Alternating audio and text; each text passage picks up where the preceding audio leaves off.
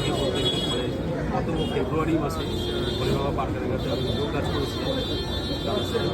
তো তোমাদের কাছে আমি শুনতে পেয়েছি দাদা কিছু সিন দাদার সাথে কাজ করেছে, দাদা কেমন ধরনের মানুষ? স্মৃতি বলতে অনেক স্মৃতি জড়িয়ে আছে। তার সাথে কাজ করেছি আমি সিরিয়ালে লালকুঠিতে করেছি, এবং করতে গিয়ে রীতিমতন আমার সঙ্গে ওনার ফাইট একটা সুন্দর একটা হয়। এবং শুধু ফাইটটা না, ওনার সাথে উনি এত ভালো মনের মানুষ ছিল, যেখানেই দেখা হতো কথা এবং রাস্তায় দেখা হলে এত ভালো মানে মনের মানুষ, মানে ধারণার একবারে খুব সুন্দর সুন্দর। সেটা আমরা যখন শুনি ঘটনাটা ঘটে, মানে আমি তো চমকে গেছি যে কী করে হলো, কেন, এবং তার প্রতিবাদেই কিন্তু আজকে আমরা সবাই সব কলাকুশলীরা আমরা আছি, সম্মানলাতে সবাই আছে। আমরা আজকে এই জাস্টিস চাই, আমরা এখান থেকে টেকনিশিয়ান থেকে আমরা বের হবো। আচ্ছা, একটা কথা মানে কেউ আমি এখন পর্যন্ত দেখিনি সেটা হচ্ছে, আচ্ছা যখন ঘটনাটি ঘটে তখন তো সেই সময় তো ড্রোন অলরেডি করছিল, হ্যাঁ, তাহলে এই ড্রোন ফুটেজ সবার সামনে আসছে, সেটাই তো বলছি, সেটাই তো বলবো। এখানে নানা রকম লোক নানা রকম কথা বলছে। হ্যাঁ, তার থেকেও বড়ো কথা হলো আরও একটা বড় কোশ্চেন, যেই ঘটনাটা এটা ঘটেছিল হচ্ছে আপনার উড়িষ্যা বর্ডারে, রাইট?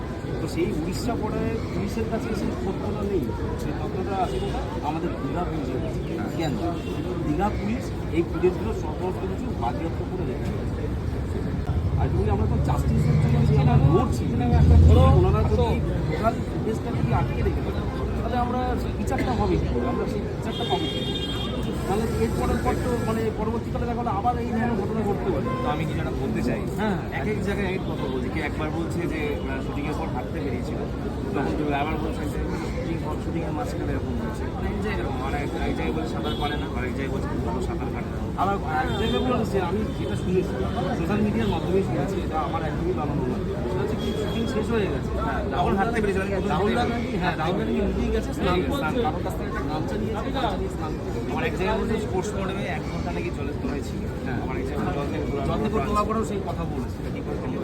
মানে 10 এখানে কারো কথা কিছু মিলছে না, তার বিচারটাই আমরা চাই। সেটাই, হ্যাঁ, এটাই হলো আলটিমেটলি সঠিক বিচারের জন্য আজকে আমরা প্রত্যেকটা কলা কুশলী কলকাতা টেকনিশিয়ান স্টুডিওতে উপস্থিত হয়েছি।